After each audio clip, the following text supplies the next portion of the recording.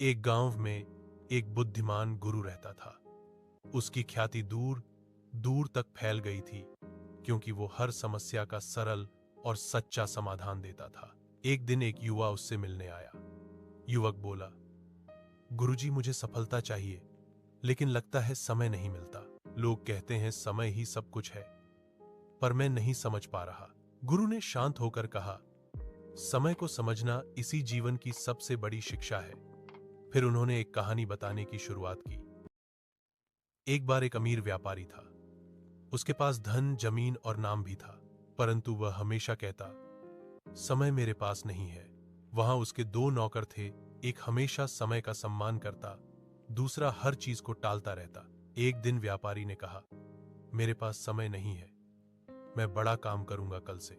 नौकर ने जवाब दिया, कल को आज मत बनने दो, क्योंकि आज तो आपके पास समय है। पर व्यापारी ने नहीं सुना।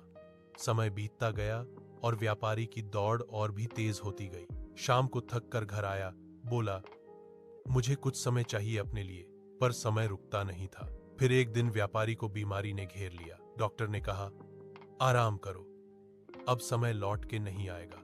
वही नौकर, जिसका नाम अर्जुन था, बोला, महाराज, समय आपका सबसे बड़ा धन था, दूसरे ने उसे गंवाया, हम सब ने देखा। व्यापारी चुप बैठा रहा। गुरु ने युवक से कहा, समय कभी लौट कर नहीं आता।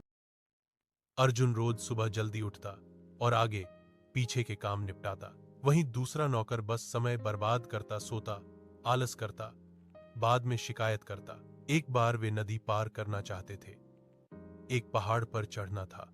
जो समय को समझता था वह पहले चला और सुरक्षित पहुंच गया, पर दूसरा हमेशा देर करता और वो नदी की तेज धारा में फंस गया। समय ने दिखा दिया, जो समझता है वही आगे बढ़ता है।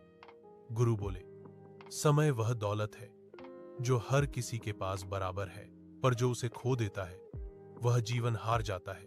व्यक्ति अपनी बुद्धि से नहीं, समय के सम्मान से महान बनता है। युवक ने आंखें खोली और बोला, अब समझ आया गुरुजी, समय की कीमत क्या है। और गुरु मुस्कुराए